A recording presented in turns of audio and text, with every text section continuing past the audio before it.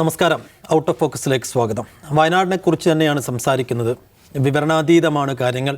205 എന്നുള്ളൊരു ഫിഗറിലേക്ക് മരണസംഖ്യ ഇപ്പോൾ എത്തിയിട്ടുണ്ട്. അതൊരു അവസാനത്തെ കണക്കല്ല. കാരണം 150-ലധികം പേരെ ഇനിയും കാണാനില്ല. അവരെക്കുറിച്ചൊരു വ്യക്തത വന്നാൽ മാത്രമേ കൃത്യമായൊരു മരണസംഖ്യയിലേക്ക് നമുക്ക് എത്താൻ കഴിയൂ. അങ്ങനെയെങ്കിൽ അത് ഇനിയും 300-നും പുറത്ത് മരണസംഖ്യ പോകുമോ എന്ന ആശങ്ക നിറഞ്ഞ ചിന്തകളിലാണ് എല്ലാവരും ഉള്ളത്. മുണ്ടക്കൈയിലേക്ക് എത്തിയാൽ, അട്ടമലയിലേക്കൊക്കെ എത്തിയാൽ കാണാൻ കഴിയുന്നത് ഹൃദയഭേദകമായ കാഴ്ചകളാണ്. അപ്പോൾ ഈ രക്ഷാപ്രവർത്തനം എന്ന് അതിനെ വിളിക്കാൻ കഴിയുമോ എന്നറിയില്ല. കാരണം മൃതദേഹങ്ങൾ കണ്ടെത്താനുള്ള തെരച്ചിലാണ് നടക്കുന്നത്. ആ മണ്ണോട് മൂടിക്കിടക്കുന്ന ഭാഗങ്ങളിൽ എവിടെയും ജീവൻ്റെ തുടിപ്പുകൾ അവശേഷിക്കുന്നുണ്ടെങ്കിൽ അത് കണ്ടെത്തുന്നതിന് നമുക്ക് രക്ഷാദൗത്യം എന്ന് വിളിക്കാം. എന്തായാലും ആ ദൗത്യം എത്ര ദിവസം ഇനി വേണ്ടി വരും പൂർണ്ണമായി നമുക്ക് ഈ ആളുകളെയൊക്കെ കണ്ടെത്താൻ എന്നുള്ളതാണ് ചോദ്യം. അതിനപ്പുറത്തേക്ക് ഈ മലവെള്ളപ്പാച്ചിൽ ഒരു മലവെള്ളപ്പാച്ചിലിൽ ഒരു നാട് മുഴുവൻ മണ്ണോട് ചേർന്ന് പോയപ്പോൾ ജീവഹാനിക്കപ്പുറത്തുണ്ടായ നഷ്ടങ്ങൾ നമുക്കൊരിക്കലും എണ്ണിത്തിട്ടപ്പെടുത്താൻ കഴിയാത്ത ഒന്നാണ്. ഇതിൻ്റെ എല്ലാം കൂടി ഒരു ഫിഗർ എടുക്കണമെന്നുണ്ടെങ്കിൽ ദിവസങ്ങൾ വേണ്ടിവരും എന്നുള്ളതാണ്. അപ്പോൾ കേരളം കണ്ട ഏറ്റവും വലിയ പ്രകൃതി ദുരന്തമായി ഈ മുണ്ടക്കയിലെ ഉരുൾപൊട്ടൽ മാറുമ്പോൾ എങ്ങനെയാണ് ഇപ്പോൾ നമ്മളതിനെ കാണേണ്ടത്? എത്ര ദിവസം വേണ്ടിവരും നമ്മൾ ഈ ഞെട്ടലിൽ നിന്ന് മുക്തമാകാൻ? നമ്മൾ ഏതെങ്കിലും ഏരിയകളിൽ നമ്മൾ പരാജയപ്പെട്ടു പോയിട്ടുണ്ടോ? ഇങ്ങനെ ഒരു സംഗതി മുൻകൂട്ടി കാണുന്നതിൽ എവിടെയെങ്കിലും പരാജയമുണ്ടായിട്ടുണ്ടോ എന്നൊക്കെ സംസാരിക്കേണ്ട ഒരു ഘട്ടം കൂടിയാണിത് എന്ന് തോന്നുകയാണ്. നമ്മൾ ആദ്യം അതിനെ സംസാരിക്കുകയാണ്. നാസർ ക, ഇതിപ്പോൾ രക്ഷാപ്രവർത്തനം എന്ന് നമുക്ക് വിളിക്കാൻ കഴിയില്ലെങ്കിൽ കൂടി ഈ ദൗത്യം എത്ര നാൾ തുടരേണ്ടി വരും എന്നുള്ളതാണ് ഇപ്പോൾ നാസർക്കൊക്കെ അവിടെ നിന്നൊക്കെ ലഭിക്കുന്ന കാര്യങ്ങളനുസരിച്ച് മനസ്സിലാക്കാൻ കഴിയുന്നത്.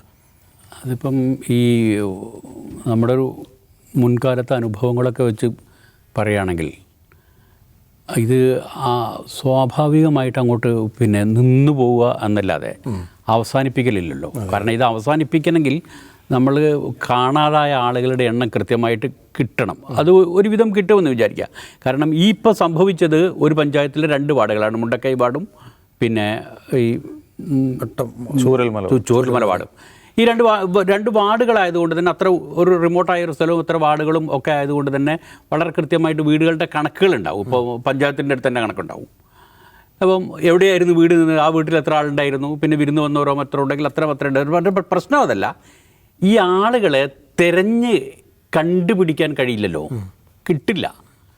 ഇപ്പം മുണ്ടക്കൈയെക്കുറിച്ച് പറയുമ്പോൾ തന്നെ വയനാട്ടുകാർക്ക് ആദ്യം ഓർമ്മ വരിക, ഞാനൊരു വയനാട്ടുകാരനും കൂടിയാണ്, ആദ്യം ഓർമ്മ ഒരു 1984 മുണ്ടക്കൈയിലുണ്ടായ ഉരുൾപൊട്ടലാണ്. അതാണ് ശരിക്കും മുണ്ടക്കൈ ഉരുൾപൊട്ടൽ എന്ന് പറഞ്ഞിട്ട് വയനാടിൻ്റെ സ്പോട്ടിലാണ്. കുറച്ചുകൂടെ മുകളിലായിരുന്നു. അതൊരു എസ്റ്റേറ്റിലെ ഒരു എസ്റ്റേറ്റിലെ 2 തൊഴിലാളികളുടെ 2 പാടിയായിരുന്നു. അന്ന് സംഭവിച്ചത്, അവിടുന്ന് മുഴുവനും എടുത്തിട്ടില്ല. 2-3 ആളുകളെ കിട്ടാൻ, 6 ആളുകൾ വരെ എന്ന് പറയുന്നത്. ഏതായാലും 3 ആളുകളെ അവിടെ കൃത്യമായിട്ട് ആളുകൾക്ക് ഓർമ്മയുണ്ട്. ഇത് കിട്ടാൻ ബാക്കിയുള്ള സമയത്ത് തന്നെ ഇത് ഉപേക്ഷിച്ച് പോവുക. അവസാന ദൗത്യം നിർത്തി. കാരണം തിരഞ്ഞാൽ കിട്ടില്ല എന്നുള്ള ഘട്ടം വന്നു. അന്ന് വന്ന 2 പത്രങ്ങളിൽ വന്ന 2 ഫോട്ടോസ്, അന്ന് പത്രങ്ങളുടെ മാത്രമുള്ള കാലം, 2 ഫോട്ടോകളിലൊന്ന് ഒരു കാണാതായ ഒരു ചെറുപ്പക്കാരൻ്റെ കൈ മാത്രം ഇതിൽ കെട്ടിയിട്ട്, ഒരു തോർത്തിൽ കെട്ടിയിട്ട് അമ്മ ഈ കൈയും കൊണ്ടുപോകുന്നതാണ്. ബാക്കി ബോഡി കിട്ടിയിട്ടില്ല.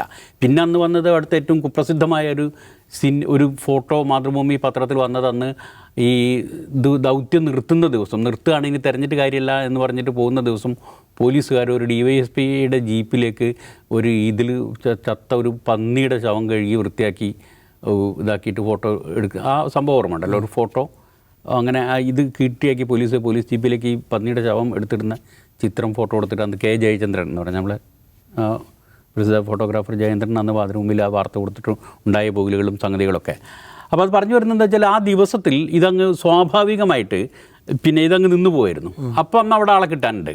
പിന്നെ കഴിഞ്ഞ തവണത്തെ ഈ കവളപ്പാറ കിട്ടാനുണ്ട്, ഈ സ്ഥലത്ത് തന്നെ പുത്തുമല കിട്ടാനുണ്ട്. ഇതിൻ്റെ ഒരു പ്രശ്നം ഇപ്പം ഈ സംഭവത്തിലൊക്കെയും ഇരയാവുന്ന ആളുകൾ ആരാണെന്നുള്ളതും ഈ സ്ഥലങ്ങൾ ഏതാണെന്നുള്ളതാണ്. ഇപ്പം നമ്മൾ പറയുന്ന പുത്തുമല ഉണ്ടല്ലോ, അന്ന് സംഭവം നടന്ന പുത്തുമലയിൽ നിന്ന് 5 കിലോമീറ്റർ അപ്പുറത്ത് മാത്രമുള്ളൊരു സ്ഥലത്താണ് ഇപ്പം ഈ സാധനം നടന്നിരിക്കുന്നത്. അതിനും ഒരു 3-4 കിലോമീറ്റർ മാത്രം അപ്പുറത്താണ് മുണ്ടക്കൈ കിടക്കുന്നത്. മുണ്ടക്കൈ നമ്മൾ ഈ പറഞ്ഞത് പോയിരുന്നെങ്കിൽ 1984 അവിടെ ഒരു ഉരുൾപൊട്ടൽ ഉണ്ടാവുകയും അതിനുശേഷം ചെറിയ ചെറിയ മഴക്കാലത്തൊക്കെ ഇത്ര ദുരന്തമാവും, ഇങ്ങനെ ഇതിൻ്റെ ഒരു പശ്ചാത്തലമുള്ള, അങ്ങനത്തെ ഒരു ദുരന്ത പശ്ചാത്തലമുള്ള ഒരു ഉരുൾപൊട്ടലിൻ്റെ ചരിത്രം തന്നെയുള്ള ഒരു സ്ഥലത്തേക്ക് എങ്ങനെ ആളുകൾ എത്തുന്നു എന്നൊരു ചോദ്യമുണ്ടല്ലോ. പിന്നെയും താമസിക്കാൻ എങ്ങനെ ആളുകൾ അങ്ങോട്ടേക്ക് എത്തുന്നു? ഇപ്പം നമ്മൾ ആലോചിക്കണം, ഇപ്പം ഈ മുണ്ടക്കൈ പോയി എന്ന് പറഞ്ഞ വീടുകളുടെ 500 വീടുകൾ എന്ന് പറഞ്ഞാൽ 984 ഒരു ഉരുൾപൊട്ടലുണ്ടായ ഒരു സ്ഥലത്താണ് ഇപ്പോഴും 500 വീടുകൾ ഉള്ളത്. വീടുകൾ മാത്രമല്ല, അനുബന്ധ സ്ഥാപനങ്ങൾ മുഴുവൻ, കടകൾ, ചെറിയൊരു അങ്ങാടി, ഇതെങ്ങനെ ഉണ്ടാകുന്നു എന്നുള്ളൊരു സംഗതിയാണ്. പിന്നെ വയനാട്ടിൻ്റെ പൊതുവേ, പിന്നെ നമ്മളീ പറയുന്ന ഈ മേപ്പാടി ഭാഗത്തും ഉള്ള അതിൻ്റെ ഒരു ജീവിത സാഹചര്യങ്ങളുടെ പ്രശ്നമുണ്ട്. നമുക്കിപ്പോൾ പുറത്തുനിന്ന് കാണുന്നവർക്ക്, നമുക്കെന്ന് പറഞ്ഞാൽ വയനാട്ടുകാരല്ലാതെ പുറത്തുനിന്ന് കാണുന്നവർക്ക് മേപ്പാടിയിൽ നിന്ന് അങ്ങോട്ടേക്ക് പോകുന്ന ഈ പറയുന്ന ചൂരൽമല, പുത്തുമല, അട്ടമല എന്നൊക്കെ പറഞ്ഞ പ്രദേശങ്ങളിൽ നിങ്ങൾക്ക് ഇവിടുന്ന് പുറത്തുനിന്ന് നോക്കുമ്പോൾ അതൊരു ടൂറിസം ഏരിയയാണ്. മലകളും ചെറിയ കൊച്ചരുവികളും, ഒന്നും വേണ്ട, ഒരു ചായത്തോട്ടം ഉള്ള ഒരു കുന്നും, അതിൻ്റെ സൈഡിലൊരു ചെറിയ അരുവി ഉണ്ടെങ്കിൽ അതിൻ്റെ അടുത്ത് കിട്ടുന്ന സ്ഥലത്ത് റിസോർട്ടോ അല്ലെങ്കിൽ ഹോം സ്റ്റോ ഉണ്ടാക്കിയിട്ട് അവിടെ അതൊരു ടൂറിസ്റ്റ് സ്പോട്ടാക്കി മാറ്റുകയും ഇവിടുന്ന് പോകുന്ന ആൾക്കാർക്ക് ഒരു രാത്രി അവിടെ താമസിച്ച് രാവിലെ അങ്ങോട്ടും ഇങ്ങോട്ട് പോകുമ്പോഴുള്ള ചായത്തോട്ടം കാണലും പിന്നെ രാത്രി അവിടെ താമസിക്കലും മാത്രം മതി. അതുപോലെ തന്നെ നമ്മളുടെ ഒരു ശരാശരി മലയാളിയുടെ ടൂറിസം മോഹം പൂർത്തിയായി. പക്ഷേ ഈ അവിടെ ചെന്ന് താമസിക്കുന്ന മനുഷ്യന്മാരുടെ സ്ഥിതി എന്താണെന്ന് വെച്ചാൽ, ഇപ്പോൾ ഒരു കാലത്ത് കൽപ്പറ്റ കഴിഞ്ഞാൽ, അല്ലെങ്കിൽ കൽപ്പറ്റനെക്കാട്ടും വലിയൊരു വ്യാപാര നഗരം അങ്ങാടിയായിരുന്നു ഈ മേപ്പാടി എന്ന് പറയുന്നത്. അതിൻ്റെ കാരണം എന്താ വെച്ചാൽ അതിൻ്റെ ചുറ്റും ചായത്തോട്ടമാണ്. ഇവിടുന്ന് അങ്ങോട്ട് വയനാട്ടിൽ പോയിട്ടുണ്ടെങ്കിൽ അറിയാം, നമുക്ക് ചുണ്ട അങ്ങോട്ട് കഴിഞ്ഞാൽ ആ റോഡ്, ഊട്ടി പോകുന്ന റോഡ് അങ്ങോട്ട് മേപ്പാടി അങ്ങാടി കഴിഞ്ഞ് പിന്നെ അങ്ങനെ അങ്ങോട്ട് പോയിട്ട് ഈ വടുവഞ്ചാലെത്തി പിന്നെ അങ്ങോട്ട് അമ്പലവയൽ എത്തുന്നവരെയുള്ള സ്ഥിതി എന്താ വെച്ചാൽ, ഈ റോഡിൻ്റെ, ഈ ഹൈവേയുടെ, പിന്നെ ഈ കോഴിക്കോട് ഊട്ടി ഹൈവേയുടെ 2 സൈഡും ചായത്തോട്ടമാണ്. അപ്പോൾ ഈ മേപ്പാടി ടൗൺ എന്നൊക്കെ പറഞ്ഞാൽ മേപ്പാടി ടൗണിൽ അങ്ങോട്ടും ഇങ്ങോട്ടും കംപ്ലീറ്റ് ചായത്തോട്ടമാണ്. അപ്പോൾ ഈ ചായത്തോട്ടത്തിൽ ജോലി ചെയ്യുന്ന തൊഴിലാളികളുടെ ജീവിതം എവിടെ വരെയാണ് ജീവിതം ഉള്ളതെന്ന് വെച്ചാൽ, അവിടുന്ന് റിട്ടയർ ചെയ്യുന്നത് വരെ മാത്രമാണ് ജീവിതം. എസ്റ്റേറ്റിൽ കൊടുക്കുന്നൊരു പാടി ഉണ്ടല്ലോ, എസ്റ്റേറ്റുകാർ കൊടുക്കുന്ന പാടി എന്ന് പറയും. ഇവിടെ തെക്കോട്ടൊക്കെ ആണെങ്കിൽ അതിന് ലയം എന്ന് പറയും. പാടിയിലെ ഒരു മുറി പാടി, ഒരു അടുക്കള, ഒരു ബെഡ്റൂം, ഒരു വരാന്ത ഉള്ള ഇതൊരു കുടുംബത്തിന് കൊടുത്താൽ അവിടെ ജോലി കിട്ടുന്ന ആൾ റിട്ടയർ ചെയ്യുന്നവരേ ഉള്ളത്. റിട്ടയർ ചെയ്താൽ പിറ്റേന്ന് രാവിലെ അവിടെ നിന്ന് ഇറങ്ങി കൊടുത്തേക്കണം. അങ്ങനത്തെ ഒരുപാട് മനുഷ്യന്മാരുണ്ട്. പിന്നെ അവിടെ ചെല്ലുന്ന ഈ ചെറുകിട ആളുകളൊക്കെ ഉണ്ട്. അപ്പം ഇതിൻ്റെ പ്രശ്നം എന്താണെന്ന് വെച്ചാൽ, ഇവിടുന്ന് റിട്ടയർ ചെയ്യാനാവുമ്പോഴത്തേക്ക് എങ്ങനെയെങ്കിലും ഒരു പിടി മണ്ണുണ്ടാക്കി ഒരു വീടുണ്ടാക്കുക എന്നുള്ളതാണ് ആൾക്കാരുടെ സ്വപ്നം.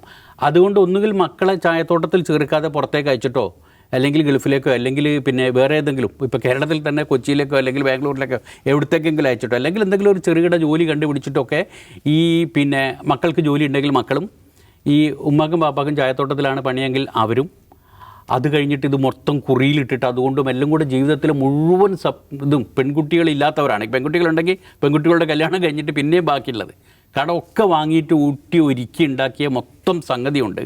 ഒരു 3 സെൻറ്റ് സ്ഥലമെങ്കിലും വാങ്ങണം. 3 സെൻറ്റ് സ്ഥലമെങ്കിലും വാങ്ങിയാലാണ് പഞ്ചായത്തിൻ്റെ ഈ 2 ലക്ഷം ഉറുപ്പിയുടെ പിന്നെ ഏതെങ്കിലും പദ്ധതിയിൽ പെടുത്തിട്ട് ലൈഫോ അങ്ങനെ ഏതെങ്കിലും പദ്ധതിയിൽ പെട്ടിട്ട് 2 ലക്ഷം ഉറുപ്പിൻ്റെ ഒരു വീട് ഉണ്ടാക്കണമെങ്കിൽ 3 സെൻറ്റ് സ്ഥലമെങ്കിലും സ്വന്തമായിട്ട് വാങ്ങണമല്ലോ. ഈ സ്ഥലം മനുഷ്യന്മാർക്ക് ആർക്കും ഈ പറയുന്ന ഈ നാഷണൽ ഹൈവേയുടെ ഈ പിന്നെ ഊട്ടി കോഴിക്കോട് ഹൈവേയുടെ സൈഡിൽ ആർക്കും സ്ഥലം കിട്ടില്ല. സൈഡിലോ ചുറ്റുപാടോ എവിടെയും കിട്ടില്ല. പിന്നെ ഉള്ളത് ഈ ചൂരൽമലയും വിട്ടിട്ട് അങ്ങോട്ടേക്ക് പോകണം. മലയുടെ അട്ടമല, മുണ്ടക്കൈ അങ്ങോട്ട് ഭാഗത്തേക്ക് മലയുടെ ചോട്ടിലേക്ക് അങ്ങോട്ട് പോകണം. അങ്ങോട്ട് ചെല്ലുമ്പോൾ തന്നെയുള്ള പ്രശ്നം വെച്ചാൽ ഇവിടെയും ഒരുവിധം കുന്നുകളൊക്കെ ചായത്തോട്ടങ്ങളുടെ കൈവശമായിരിക്കും, എസ്റ്റേറ്റുകളുടെ കൈവശമായിരിക്കും. പിന്നെ അതിൻ്റെ ഇടയിൽ കിടക്കുന്ന ഈ അരുവിയുടെ 2 സൈഡിലും കിടക്കുന്ന ഈ മല വന്നിട്ട് ഇങ്ങനെ അങ്ങോട്ട് മൂടുന്നോടത്ത് കിടക്കുന്ന ഈ ചതുപ്പും ഇതുകൂടെ കിടന്നിട്ട് ഇങ്ങനെ വയൽ പോലെ കിടക്കുന്ന ഈ സ്ഥലങ്ങളുണ്ട്. ഇവിടെയാണ് ഒരു മനുഷ്യൻ്റെ ജീവിതത്തിൻ്റെ മുഴുവൻ സമ്പാദ്യവും കൂട്ടി വെച്ചിട്ടും ഒരു 3 സെൻറ്റ് സ്ഥലം വാങ്ങാൻ കിട്ടണമെങ്കിൽ അവിടെ മാത്രമേ കിട്ടുള്ളൂ. അങ്ങനത്തെ സ്ഥലത്ത് പോയിട്ട് വീടെടുത്തിട്ട് താമസിക്കുന്ന ആൾക്കാരാണ് ഈ മൊത്തം മനുഷ്യന്മാരും. ഇതിൽ പെട്ടുപോയ ഇപ്പോൾ 2-3 സംഭവങ്ങളിൽ പെട്ടുപോയ മുഴുവൻ മനുഷ്യന്മാരുടെയും ഇത് നമുക്കറിയാലോ. അപ്പോൾ കേരളത്തിലൊരു ശരാശരി ജീവിത നിലവാരം വെച്ചിട്ട് നോക്കിയാൽ ഒരു മധ്യവർഗത്തിൽപ്പെട്ടവർ എന്ന് പറയാവുന്നവർ ആരുമില്ല. മധ്യവർഗത്തിലും താഴെ കിടക്കുന്നവർ ഈ ജീവിതകാലം മുഴുവൻ കൂലിപ്പണിയോ അല്ലെങ്കിൽ എന്തെങ്കിലും ചെറിയ തരത്തിലുള്ള കച്ചവടമോ ചെയ്ത് നോക്കിയിട്ട് പിന്നെ മുഴുവൻ സമ്പാദ്യവും വെച്ചിട്ട് ഒരു 3 സെൻറ്റ് അല്ലെങ്കിൽ പരമാവധി വന്നാൽ ഒരു 5 സെൻറ്റ് അങ്ങനത്തെ സ്ഥലം വാങ്ങി താമസിച്ചിട്ടുള്ള അടുത്ത് ഇവരുടെ ഒന്നും വീടിൻ്റെ കടങ്ങളൊന്നും മാറിയിട്ടുണ്ടാവില്ല. അപ്പോഴത്തേക്കാണ് ഈ പറയുന്ന ഈ സംഗതികൾ വരിക. എന്നുവെച്ചാൽ മനുഷ്യർക്ക് ഈ ചായത്തോട്ടത്തിലൊക്കെ പെട്ടുപോയി. ചായത്തോട്ടം എന്ന് പറഞ്ഞാൽ തന്നെ ഒരു തുറന്ന ജയിലാണ്. അവിടുന്ന് ഈ റിട്ടയർമെൻറ്റ് വരെ വേണ്ട ഈ ജയിലിലെ ജീവിതം പോലും ഉള്ളൂ. അവിടുന്ന് രക്ഷപ്പെട്ടാൽ പിന്നെ മനുഷ്യർക്ക് വേറെ ഒരു വഴിയില്ല. പിന്നെ ഈ മലയുടെ ചുവട്ടിലും എവിടെയെങ്കിലും പോയിട്ട് ഒരു 2-3 സെൻറ്റ് സ്ഥലം എന്നുള്ള അങ്ങനത്തെ ഒരു പ്രശ്നമുണ്ട്. അങ്ങനത്തെ സ്ഥലത്തേക്കാണ് ഈ വയനാട്ടിലെ മനുഷ്യർ ചെന്നിട്ട് വീടെടുത്തിട്ട് താമസിക്കുന്നത്. ഈ സ്ഥലത്ത് അടുത്ത കാലത്ത് വയനാട്ടിൽ കണ്ടിരിക്കുന്ന ഒരു സാധനം എന്താ വെച്ചാൽ, ഈ വൻകിട എസ്റ്റേറ്റുകൾ ചായത്തോട്ടം ഒഴിച്ചിട്ട് കാപ്പിത്തോട്ടം ഇത്തരം സാധനങ്ങൾ പോലും ആരും നോക്കുന്നില്ല. പിന്നെ ഈ വില കുറഞ്ഞു എന്ന് പറഞ്ഞിട്ട് ഈ പിന്നെ ധാന്യ വിളകളുടെ അല്ല, മറ്റേ എന്താ പറയുക, നമ്മളുടെ ഈ നാണ്യ വിളകളുടെ വില കുറഞ്ഞതിന് ശേഷം ഉള്ള ഒരു പ്രശ്നം, ആരും കൃഷി, പ്രത്യേകിച്ച് കാപ്പിത്തോട്ടം ഇത്തരം സംഗതികളോ ആരും നോക്കുന്നില്ല. അപ്പോൾ ഒരു എസ്റ്റേറ്റ് ബംഗ്ലാവോ ഇത്തരം സംഭവങ്ങളോ ഉണ്ടെങ്കിൽ അതൊരു ടൂറിസം ഇതായിട്ട് പ്രഖ്യാപിച്ചിട്ട് ഒന്നിൽ അവിടെ ഒന്നോ രണ്ടോ പിന്നെ ബംഗ്ലാവ് ഉണ്ടെങ്കിൽ ബംഗ്ലാവ് റിസോർട്ടാക്കി മാറ്റിയിട്ട്, അല്ലെങ്കിൽ ഒരു ചെറിയ റിസോർട്ട് ഉണ്ടെങ്കിൽ, ഇനി ഒന്നുമില്ലാത്തവരാണെങ്കിൽ മറ്റേ നമ്മളുടെ ഈ ഷെഡ്, ചെറിയ ഹോം സ്റ്റേ ഷെഡ് ഇങ്ങനെ എന്തെങ്കിലും കെട്ടിയിട്ട് ഈ സാധനം മുഴുവൻ ഇതിന് കൊടുക്കുക. റോഡ് സൈഡിലുള്ള സ്ഥലങ്ങളാണെങ്കിൽ, ഇപ്പോൾ ഇവിടുന്ന് അങ്ങോട്ട് വയനാട്ടിൽ ചുരം കയറി അങ്ങോട്ട് ചെല്ലുമ്പോൾ തന്നെ നമുക്കറിയാം റോഡ് സൈഡിൽ അങ്ങോട്ട് കാണാവുന്ന സ്ഥലങ്ങൾ, ഇതിപ്പോൾ ചായത്തോട്ടമാണെങ്കിലും കാപ്പിത്തോട്ടമാണെങ്കിലും ഈ വലിയ വലിയ എസ്റ്റേറ്റുകളുടെ ഒക്കെ നടുവിൽ പിന്നെ ഒന്നുകിൽ ഈ ഗ്ലാസ് ബ്രിഡ്ജ് അല്ലെങ്കിൽ മറ്റേ റോപ്പ് വേ ഉണ്ടാക്കിയിട്ട് ഈ എസ്റ്റേറ്റുകളുടെ റോഡ് സൈഡിലുള്ള സ്ഥലങ്ങളാണെങ്കിൽ മുഴുവൻ ഈ പിന്നെ അമ്യൂസ്മെൻറ്റ് പാർക്കുകളാക്കി മാറ്റുക. ഇനി വയനാട്ടിൽ നടക്കാൻ പോകുന്ന ഏറ്റവും വലിയ ദുരന്തങ്ങളിൽ ഒന്ന് അമ്യൂസ്മെൻറ്റ് പാർക്കിലെ ദുരന്തമായിരിക്കും. ഈ റോഡ് സൈഡിൽ ഇതിനൊന്നും യാതൊരു നിയന്ത്രണവുമില്ല. ഈ പിന്നെ ഇങ്ങനെ ഇത് നിന്ന നിൽപ്പിൽ എസ്റ്റേറ്റുകൾ റിസോർട്ടുകളാക്കി മാറ്റുന്നതിനോ അവിടെ ഈ ഹോം സ്റ്റേകൾ സ്ഥാപിക്കുന്നതിനോ ഒരു നിയന്ത്രണവുമില്ല. അതുകൊണ്ട് തന്നെ ഇപ്പോൾ ഇവിടെ ഈ മുണ്ടക്കൈയിൽ തന്നെ ആളുകളെ മാറ്റണം എന്ന്, ഈ മുണ്ടക്കൈയിൽ പിന്നെ കാശ്മീർ ദ്വീപ് എന്ന് പറഞ്ഞ സ്ഥലത്ത് നിന്ന് 2 ദിവസം മുമ്പ് നമ്മൾ കേട്ട വാർത്തയായിരുന്നു, ആളുകളെ മാറ്റി തുടങ്ങിയെന്ന് പറഞ്ഞ്. ഒരു 3 ദിവസം മുമ്പ് തന്നെ അവിടെ ജില്ലാ ഭരണകൂടം മുന്നറിയിപ്പ് കൊടുത്തിരുന്നു. ആ ഭാഗത്തുള്ള അങ്ങോട്ട് ഈ മലയോര പ്രദേശങ്ങളിൽ ആ ഭാഗത്തേക്കുള്ള ഹോം സ്റ്റേകളിലും ഇതിലും ആൾക്കാർ പിന്നെ ഈ റിസോർട്ടുകളിലെ ആൾക്കാർ താമസിക്കരുതെന്ന്. എന്നിട്ടും ഈ സംഭവം നടന്നു കഴിഞ്ഞപ്പം ഈ പല റിസോർട്ടുകളിലും ആൾക്കാരുണ്ടല്ലോ, ഈ വിദേശത്തു നിന്ന് അല്ല മറ്റ് സംസ്ഥാനങ്ങളിൽ നിന്ന് വന്ന പല ആൾക്കാരും മരിച്ചിട്ടില്ല. ഒഡീഷയിൽ നിന്ന് പിന്നെ ഒഡീഷയിൽ നിന്ന് പിന്നെ ഹണിമൂണിന് വന്നൊരു ചെറുപ്പക്കാരൻ മരിച്ചത്, ഭാര്യ മാത്രം ബാക്കിയായിട്ട് ഇപ്പോൾ ആശുപത്രിയിൽ കിടക്കുന്നത്, ഇവരൊക്കെ അവിടെ താമസിക്കുന്നുണ്ടല്ലോ. അപ്പോൾ ഇത്തരം സംഗതികൾക്ക് ഇങ്ങനെ ഉള്ളോട്ട് പോയിട്ടുള്ള ഈ ഹോം സ്റ്റേകൾ, റിസോർട്ടുകൾ എന്ന് പറയുന്ന സാധനങ്ങൾക്ക് ഒരു നിയന്ത്രണവുമില്ല. അതേപോലെ തന്നെ ഇപ്പം ഈ റോഡ് സൈഡിൽ ഉണ്ടായി വരുന്ന ഈ പിന്നെ ഇത്തരം സാധനങ്ങൾക്ക് ഒരു നിയന്ത്രണവുമില്ല. ഈ പിന്നെ അമ്യൂസ്മെൻറ്റ് പാർക്കുകൾ ഉണ്ടാക്കുന്നതിന് ഒരു നിയന്ത്രണവുമില്ല. അങ്ങനത്തെ ഒരു അവസ്ഥ വയനാട്ടിലുണ്ട്. അപ്പോൾ അതൊന്ന് ഒരു ജില്ലാ കളക്ടർ വന്നിട്ട് ഇതിൻ്റെ ഇടയ്ക്ക് പിന്നെ ഈ കെട്ടിടങ്ങൾ 3 നിലയിൽ മുകളിലുള്ള കെട്ടിടങ്ങൾ ഉണ്ടാക്കാൻ പാടില്ല എന്ന് പറഞ്ഞപ്പോഴത്തേക്ക് മൂപ്പർക്ക് എവിടെ സമരപ്രഖ്യാപനം, മൂപ്പർ അവിടെ നിന്ന് സ്ഥലം മാറ്റുകയും ചെയ്ത്. അപ്പോൾ ഈ എക്കോളജിക്കലി ഇത്രയും ഫ്രജൈലായിട്ടുള്ളൊരു സ്ഥലം എന്നുള്ള പ്രശ്നം അത് വേറെ, അതിൻ്റെ പരിസ്ഥിതി പിന്നെ മൗലികവാദമല്ല പറയുന്നത്. ഇതിൻ്റെ ഒരു അവസ്ഥയുണ്ടല്ലോ, ഇതിൻ്റെ ഒരു അവസ്ഥ, ഈ ഭൂമിയുടെ ഒരു അവസ്ഥയുണ്ട്, പിന്നെ ഈ സ്ഥലത്തിൻ്റെ ഒരു അവസ്ഥയുണ്ട്, പിന്നെ ഈ മനുഷ്യന്മാർക്ക്, സാധാരണ മനുഷ്യന്മാർക്ക് ഈ ഒരേപോലെ മലയുടെ ചുവട്ടിലോ മറ്റോ പോയിട്ട് വീടെടുത്ത് കൂടേണ്ടി വരുന്നൊരവസ്ഥയുണ്ട്. ഇതിനൊക്കെ പുറമേ കാലാവസ്ഥയിൽ വന്ന മാറ്റമുണ്ട്. പണ്ട് വയനാട്ടിലെ മഴ എന്ന് പറഞ്ഞാൽ നമ്മൾ ഈ നൂൽമഴ എന്നാണ് പറയുക. അത് രാവിലെ തൊട്ട് വൈകുന്നേരം വരെ മഴ ഇങ്ങനെ പെയ്തുകൊണ്ടിരിക്കുകയെന്നല്ല, ഇങ്ങനെ ചിഹ്നം പെയ്തിട്ട് ഏതാണ്ട് ഒരു 10-15 ദിവസമൊക്കെ പിന്നെ ഇങ്ങനെ അങ്ങോട്ട് പെയ്യും. പക്ഷേ അതുകൊണ്ടൊരു പിന്നെ ഇതുണ്ടാവില്ല, ഒരു വെള്ളം പൊങ്ങി എന്നുള്ളൊരു പ്രശ്നം ഉണ്ടാവില്ലായിരുന്നു. പക്ഷേ ഇപ്പോൾ അത് വയനാട്ടിൽ മാത്രമല്ല, എല്ലാ സ്ഥലത്തും ഉണ്ടായ പോലെ കാലാവസ്ഥാ വ്യതിയാനം കൊണ്ടോ ഇനി എന്ത് കാരണം കൊണ്ടാണെങ്കിലും എല്ലാ സ്ഥലത്തും ഉണ്ടാകുന്ന അതിഭയങ്കരമായ മഴ വരികയും, അതിഭയങ്കരമായ മഴയ്ക്ക് താഴാൻ പറ്റുന്ന തരത്തിലുള്ള മണ്ണൊന്നുമല്ലല്ലോ അവിടുത്തെ മണ്ണ്. അതിൻ്റെ ഒരു പ്രശ്നം, അതൊക്കെ അത് വേറെ കിടക്കുന്നുണ്ട്. പരിസ്ഥിതി പ്രശ്നങ്ങളൊക്കെ വേറെ കിടക്കുന്നുണ്ട്. പ്രശ്നം ഇതാണ്, ഈ പിന്നെ പുനരധിവാസം എന്ന് പറഞ്ഞാൽ നമ്മൾ ഈ പറയുന്ന 1-2 സ്ഥലത്ത് അപകടം പറ്റിയതിന് ശേഷം അവിടുത്തെ ആളുകൾ, ഇപ്പം കവള പുനരധിവാസം ഒന്നും ആയിട്ടില്ല, അതേപോലെ തന്നെ പുത്തമേലും പുനരധിവാസം ഇനിയും പൂർണ്ണമായിട്ടില്ല. ഇപ്പോൾ ഈ സംഭവം പറ്റിക്കഴിഞ്ഞിട്ട് അവിടുത്തെ ആളുകളെ മാറ്റി താമസിപ്പിക്കുക, അല്ലെങ്കിൽ അവിടെ എന്ത് ചെയ്യാൻ പറ്റും എന്ന് ആലോചിക്കുന്നതിന് മുൻപ് തന്നെ ഈ വയനാട്ടിലെ ഇത്തരം ഈ പിന്നെ എസ്റ്റേറ്റുകളുടെയും മലകളുടെയും ഇടയിലും പൊട്ടുപോയ ഈ സാധാരണക്കാരായ മനുഷ്യന്മാരെ പുനരധിവസിപ്പിക്കുക എന്നുള്ളൊരു വലിയ പദ്ധതി ശരിക്ക് സർക്കാരും അതുപോലെ തന്നെ ഈ സന്നദ്ധ സംഘടനകളോ രാഷ്ട്രീയക്കാരോ എല്ലാവരും കൂടെ ഏറ്റെടുക്കേണ്ടത്. മിനിമം അങ്ങനെ ആലോചിക്കാനെങ്കിലും സമയമായിട്ടുണ്ട്. ആളുകളെ അങ്ങോട്ട് പിന്നെ ഒരു രക്ഷയില്ലാതെ ആളുകൾ അങ്ങോട്ട് പോവുകയാണ്. എവിടെയെങ്കിലും ഒരു 3 സെൻറ്റ് സ്ഥലം, അത് ഇവിടെ മാത്രമേ കിട്ടാനുള്ളൂ, ഈ മലകളുടെ ഇടയിൽ. അത് ഇന്നലെ തന്നെ ഇത് കണ്ടില്ലേ, നമ്മളുടെ ആ സ്പോട്ട് കണ്ടാൽ തന്നെ അറിയാം. ഇന്നലെ ആ ഉരുൾപൊട്ടൽ തുടങ്ങിയ സ്ഥലത്തുള്ള പോട്ട് മുണ്ടക്കൈൻ്റെയും മുകളിലോട്ടുള്ള കുറിഞ്ചി എന്ന് പറഞ്ഞിട്ടുള്ള ഒരു 4 വീട്, 4 വീടുകൾ മാത്രമുള്ളൊരു സ്ഥലത്ത്. അതിൻ്റെ ആ പ്രദേശം ആലോചിച്ചാൽ തന്നെ അറിയാം, അവിടെ ഒരു ഉരുൾപൊട്ടലുണ്ടായിട്ട് അവിടുന്ന് മണ്ണും വെള്ളവും കൂടെ ഒലിച്ചപ്പം ആളുകൾ പിന്നെ ആ മലയുടെ മറുവശത്ത് കിടക്കുന്ന പിന്നെ നിലമ്പൂരിലേക്ക് എത്തണമെങ്കിൽ അങ്ങോട്ട് പോകുന്ന ചാലുകളിലേക്ക് മാത്രമല്ല, ഇങ്ങോട്ട് ഒഴുകുന്ന പിന്നെ അതിൻ്റെ പടിഞ്ഞാറ് ഭാഗത്തേക്ക് ഒഴുകുന്ന പിന്നെ നിലമ്പൂരിലേക്ക് ചാലിയാറിലേക്ക് എത്തണമെങ്കിൽ എത്രയും റിമോട്ടായ അല്ലെങ്കിൽ എത്രയും കുത്തനെയുള്ള സ്ഥലത്തായിരിക്കും ഈ ആൾ താമസം ഉണ്ടായിരിക്കുക. അതാലോചിച്ചാൽ മതി. അത്രയും ഉള്ളോട്ട്. കാരണം ഒരു കാലത്ത് ഒരു സമയത്ത് ഒരു കാര്യം മീൻസ് ഒരു 10-25 വർഷങ്ങൾക്ക് മുൻപ് വരെ നമ്മൾ പിന്നെ ചോലനായിക്കന്മാരും പിന്നെ അതുപോലെ തന്നെ കാട്ടുനായികരും മാത്രം വസിച്ചിരുന്ന സ്ഥലങ്ങളിൽ, ആ സ്ഥലങ്ങളിൽ ഇപ്പോൾ പഞ്ചായത്തിൻ്റെ വാർഡും ചെറിയ അങ്ങാടിയുമായി. അത്രയും റിമോട്ടായ സ്ഥലങ്ങളിൽ ആൾക്കാർ പോയി വീട് വില കൊടുത്ത് വാങ്ങി താമസിക്കണമെങ്കിൽ എന്തായിരിക്കും ജീവിത സാഹചര്യം എന്നുള്ളൊരു പ്രശ്നമുണ്ടല്ലോ. അതുപോലും ചർച്ചയ്ക്ക് വേണ്ട ഒരു സമയമാണിത്. അജിംസ്, ഇന്നിപ്പോൾ ലോക്സഭയിൽ ഇത് ചർച്ചയ്ക്ക് വന്നിരുന്നു. അമിത്ഷാ ഒരു കേരളത്തെ കുറ്റപ്പെടുത്തിക്കൊണ്ട് അമിത്ഷായുടെ ഒരു സംസാരം വന്നു. മുന്നറിയിപ്പുകളൊക്കെ നൽകിയിരുന്നത് കാര്യമായി പരിഗണിച്ചില്ല എന്ന് പറയുന്നു. അതിലിപ്പോൾ KC വേണുഗോപാൽ മറുപടി നൽകുന്നു. ഇതങ്ങനെ ഒരു പഴിചാരേണ്ടതോ അല്ലെങ്കിൽ ആരെയും കുറ്റപ്പെടുത്തേണ്ട ഒരു സമയമല്ല. മുഖ്യമന്ത്രിയും അതിന് മറുപടി നൽകുന്നു. അപ്പോൾ ഇത് മുൻകൂട്ടി കാണുന്നതിലോ ഒരു ജാഗ്രത കൃത്യമായി നിർദ്ദേശം നൽകുന്നതിലോ ഒക്കെ എവിടെയെങ്കിലും പാളിച്ചു പറ്റി എന്നൊക്കെ ഒരു തോന്നലുണ്ടോ?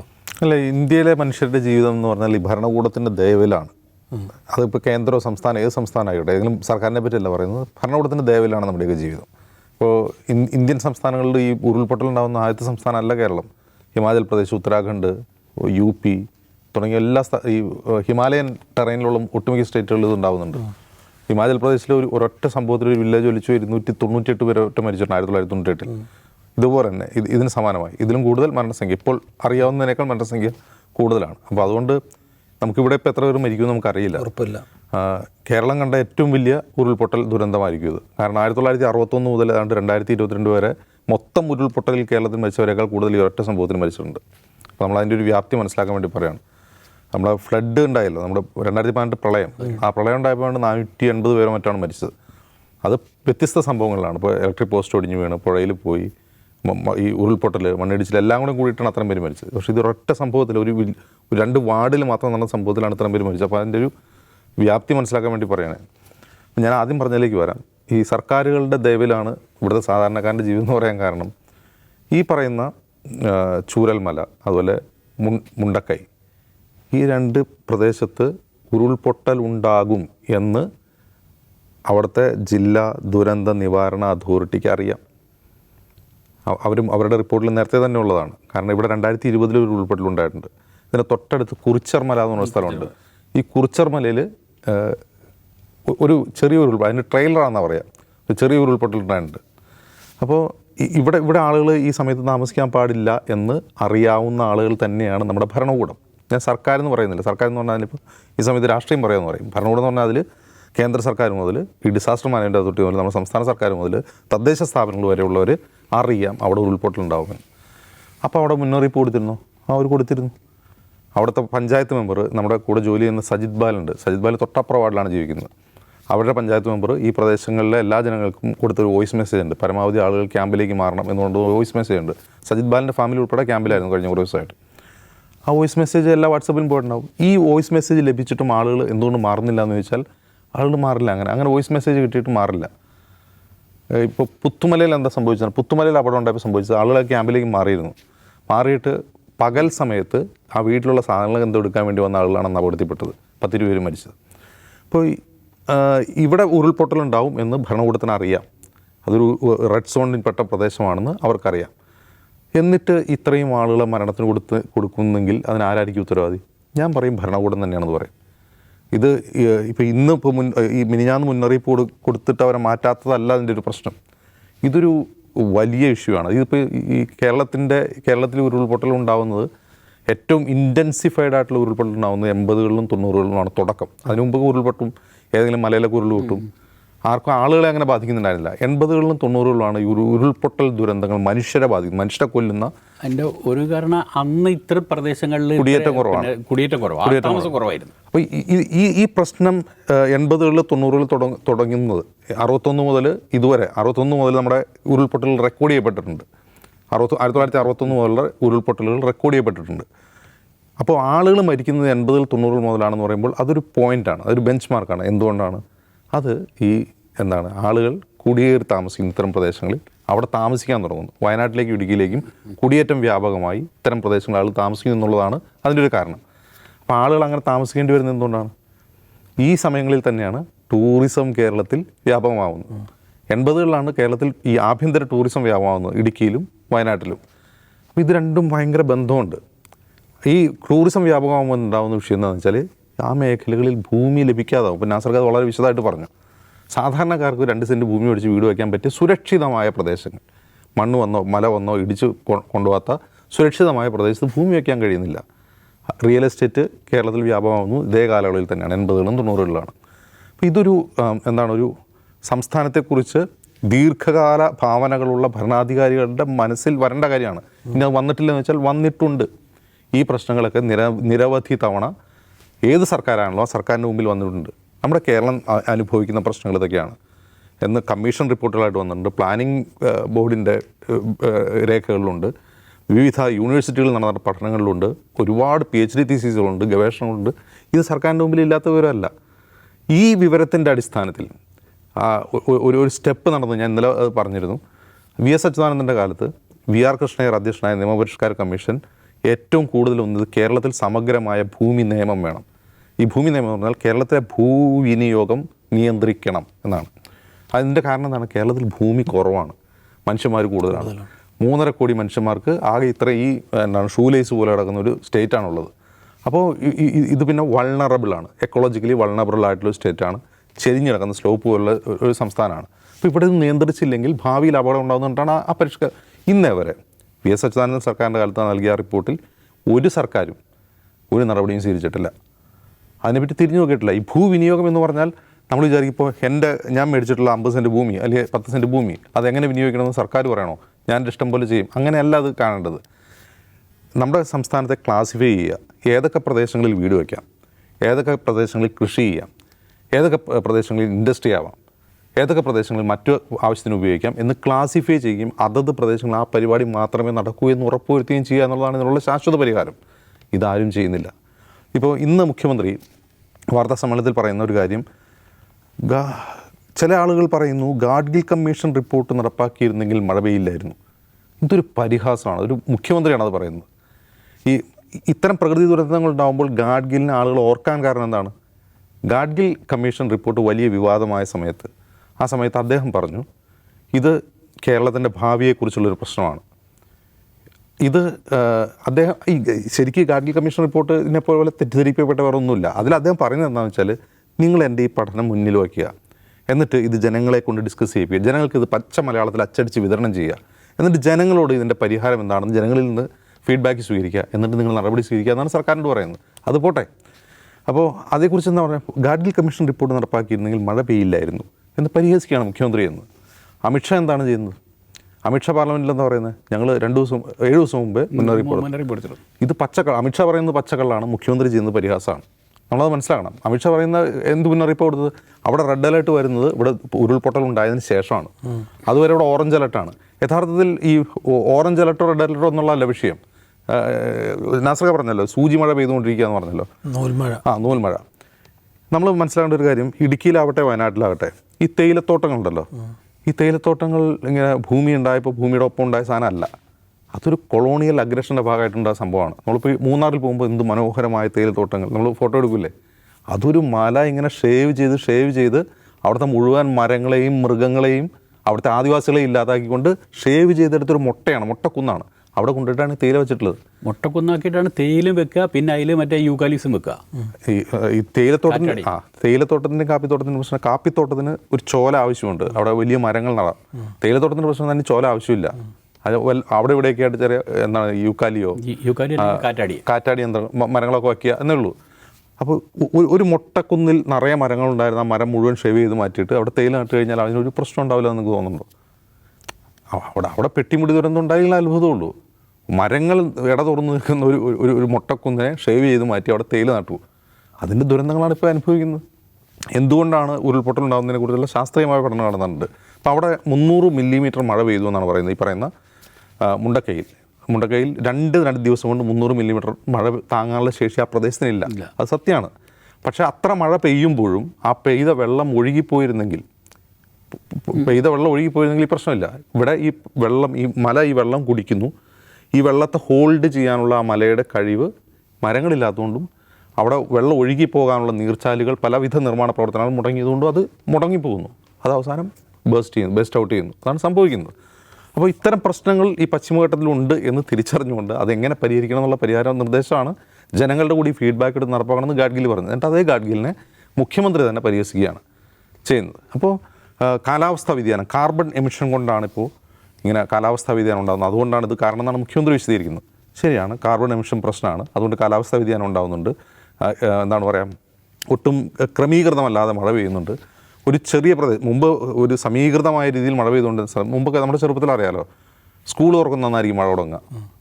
ജൂൺ 1-ാം തീയതി മഴ പെയ്തിരിക്കും. പക്ഷെ ഇന്നങ്ങനെയല്ല, ജൂൺ 1-ാം തീയതി മഴ പെയ്യില്ല, 2-3 ആഴ്ച കഴിഞ്ഞ് മഴ തുടങ്ങും. ഇടവിട്ട മഴയായിരിക്കും 2 മാസത്തേക്ക്. പിന്നെ ഓഗസ്റ്റ് മാസമൊക്കെ ആകുമ്പോഴത്തേക്കും അതിശക്തമായ മഴ പെയ്യും. അത് അങ്ങനെ ഒരു പാറ്റേണായി മാറിക്കൊണ്ടിരിക്കുകയാണ്. അപ്പോൾ ഈ കാലാവസ്ഥാ വ്യതിയാനം ഉണ്ട്, ശരിയാണ്. ഈ കാലാവസ്ഥാ വ്യതിയാനം ഉള്ളപ്പോൾ ഈ പാവപ്പെട്ട ജനങ്ങളെ നേരിട്ട് ബാധിക്കുന്ന പ്രകൃതി ദുരന്തങ്ങളിൽ നിന്ന് അവരെങ്ങനെ രക്ഷിക്കാം എന്ന് സീരിയസ് ആയിട്ടുള്ള ചർച്ച ഭരണകൂടം തുടങ്ങണം. ഈ ചർച്ച സംസ്ഥാന സർക്കാർ തുടങ്ങിയിട്ടുണ്ടോ? ഉണ്ട്. 2018 പ്രളയത്തിന് ശേഷം നവകേരള നിർമ്മാണം എന്ന് പ്രഖ്യാപിച്ചുകൊണ്ട് എത്ര പദ്ധതികളാണ് പ്രഖ്യാപിച്ചത്. അതിൽ ഞാൻ ഈ പറഞ്ഞ കാര്യങ്ങളൊക്കെ അതിൽ ഉൾപ്പെടുന്നുണ്ട്. റൂം ഫോർ റിവർ ഉണ്ട്, ഭൂവിനിയോഗമുണ്ട്, ഭൂമി വിനിയോഗത്തിലെ നിയന്ത്രണങ്ങളുണ്ട്, കെട്ടിട നിർമ്മാണത്തിലെ നിയന്ത്രണങ്ങളുണ്ട്, എല്ലാം പറഞ്ഞിട്ടാണ് അത് തുടങ്ങിയത്. എന്നിട്ട് അതവിടെ പോയി. അത് 2018 പ്രളയത്തെക്കുറിച്ച് നമ്മൾ മറന്നു കഴിഞ്ഞപ്പോൾ അത് സർക്കാരും മറന്നു, നമ്മളും മറന്നു. ഇപ്പോൾ ഇന്ന് നമ്മളിവിടെ ഇന്ന് ചർച്ച ചെയ്യുന്നുണ്ടല്ലോ, ഇത് എത്ര ദിവസം ഇത് നമ്മൾ ഓർത്തിരിക്കും? അടുത്ത ജൂലൈ മാസം വരെ നമ്മൾ ഓർത്തിരിക്കും. അടുത്ത ജൂലൈ മാസത്തെ ഇതുപോലെ വേറെ എവിടെയെങ്കിലും ഉരുൾപൊട്ടും നമ്മളിത് ഇന്ന് ചർച്ച ചെയ്യും. ഇപ്പം ഇത് പറയരുത്. ഇപ്പോൾ ദുരന്തത്തിൽ മണ്ണിനടിയിൽ കിടക്കുന്ന മനുഷ്യരെ രക്ഷിക്കലാണ് നമ്മുടെ പ്രധാന പണിയെന്ന് പറയുന്നു ആൾക്കാർ. ഇപ്പോൾ ഇങ്ങനെ രാഷ്ട്രീയം പറയരുത്, അല്ലെങ്കിൽ ഗാഡ്ഗിൽ നടപ്പാക്കാത്തത് കൊണ്ടാണ് മഴ പെയ്തത് എന്ന് പറയരുത് എന്നൊക്കെ പറഞ്ഞ് പരിഹസിക്കും ആളുകൾ. പിന്നെ എപ്പോഴത് പറയാം? ഇപ്പോഴല്ലെങ്കിൽ പിന്നെ എപ്പോഴാണ് പറയാം? ഇപ്പോഴല്ലെങ്കിൽ ആരും ഒന്നും പറയില്ല. ഈ പറയുന്നതേ ഉള്ളൂ. ഈ പറയുന്ന ആളങ്ങ് മറന്നു പോകും. അപ്പോൾ ശരിക്കും നമ്മുടെ കേരളം എന്ന് പറയുന്നത് വളരെ ലോലമായ പാരിസ്ഥിതിക ഘടനയുള്ള ഭൂഘടനയുള്ള ഒരു സംസ്ഥാനമാണ്. ഈ സംസ്ഥാനം ജീവിക്കാൻ കൊള്ളാത്ത ഒരു സംസ്ഥാനമായി മാറാൻ പാടില്ല. ഇപ്പം അങ്ങനെ ഒരു ടോക്ക് വരുന്നുണ്ട്.